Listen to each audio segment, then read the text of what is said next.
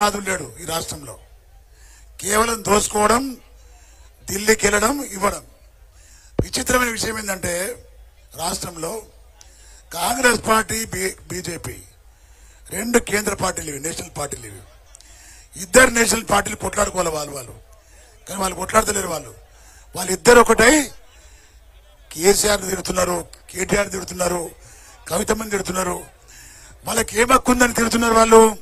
నేను అడుగుతున్నా, కవితమ్మ మీద ఆరోపణ చేసి, కవితమ్మ మీద ఆరోపణ చేసి జైలు వేసాడు 5 నెలలు. ఏమన్నా ఆరోపణ నిజం చేసిండ్రా?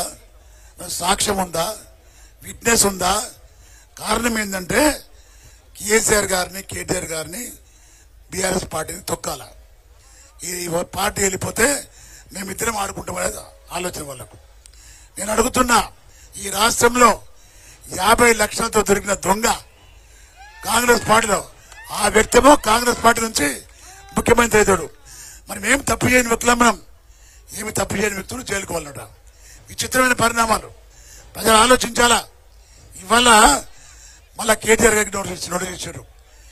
వాస్తవ సిబిఐ, ఏసీబీ అన్నారు, రాష్ట్ర ప్రభుత్వం శాఖ. తెల్లారితేనే ఈడీ, సెంట్రల్ శాఖ. అంటే ఇద్దరు ఒకటే కాదా? ఇద్దరు ఒకటే, దొంగలు ఒకటై బీఆర్ఎస్ పార్టీకి భయపడి ఈ పార్టీని తొక్కేస్తే మాకు అడ్డు ఉండరుగా. కార్యక్రమాలు చేస్తున్నారు వాళ్ళు. మనం గ్రహించాల.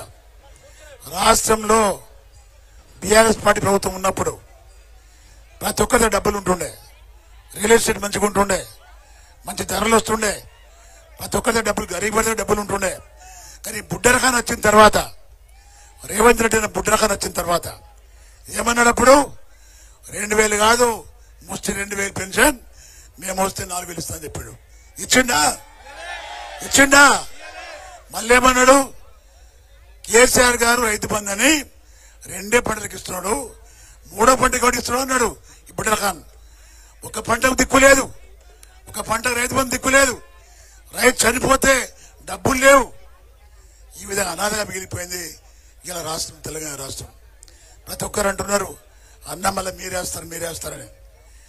ఎస్, మేము వస్తాం, కానీ మీరు ధైర్యంగా ఉండాలా. మేమున్నాం, అందరం కట్టుకున్నాం. పోచార మోసంలో అనుభవించిపోయిండు, స్వార్థపరుడు. ఆ వ్యక్తి స్వార్థంతో పోయిండు.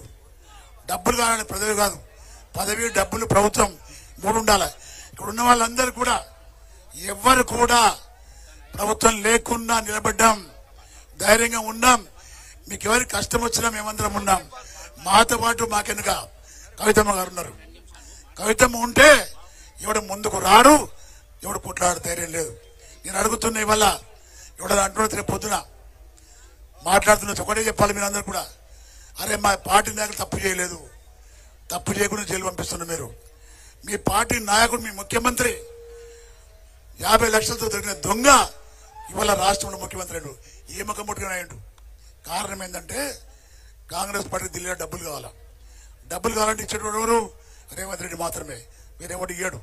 అలాంటి వ్యక్తిని పెట్టుకొని రాష్ట్రాన్ని నాశనం చేస్తూ, రాష్ట్రాన్ని గరీబ్ రాష్ట్రం చేస్తూ, ఇవాళ రాష్ట్రం యొక్క పరిస్థితి ఎట్లా ఉందంటే, దేశంలో 9వ తెలంగాణ అయింది. 9వ నంబర్ వచ్చింది మనకు. ఫస్ట్ 1 నంబర్ ఉండే బీఆర్ఎస్ పార్టీ ప్రభుత్వం ఉన్నప్పుడు, కేసీఆర్ ఉన్నప్పుడు. ఇవాళ నంబర్ 9 అయింది. ఎంత దిగజారిపోయింది మీరు అర్థం చేసుకోవాలా. కాబట్టి ఇంకా ముందు ఇంకా ఈ ప్రభుత్వంకు వ్యతిరేకంగా కవితమ్మ గారి నాయకత్వంలో ముందుకెళ్తాం. తప్పకుండా ప్రజలతో ఉంటాం.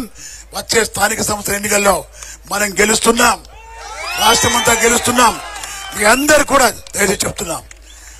ఈ రోజు నుంచి ఒక శపథం చేద్దాం. మనం ఈ రాష్ట్రంలో బీఆర్ఎస్ పార్టీ ఏది వచ్చినా ఎదుర్కొంటాం. మనం అందరూ కలిసికట్టుగా ఉందామని చెప్పి తెలియజేస్తూ, మరి కవితమ్మ గారికి ఇంత ఘనంగా స్వాగతం పలికి వారికి సన్మానిస్తున్నందుకు ప్రతి ఒక్కరికి ధన్యవాదాలు తెలియజేస్తూ ముగిస్తున్నా. జై తెలంగాణ. ధన్యవాదాలన్న. జై కవితమ్మ. ఇప్పుడు అతి కేటీఆర్ ఒక 5 నిమిషాల్లోనే మనందరి అభిమాన నాయకురాలు మన కవితమ్మ, మన బతుకమ్మ మాట్లాడబోతుంది. కాబట్టి అంతకుముందు ఒక ఇద్దరే ఉన్నారు, 2 నిమిషాలు మాట్లాడతారు. ఇప్పుడు పెద్దలు, గౌరవనీయులు, మాజీ మంత్రివర్యులు, బాల్కొండ శాసనసభ్యులు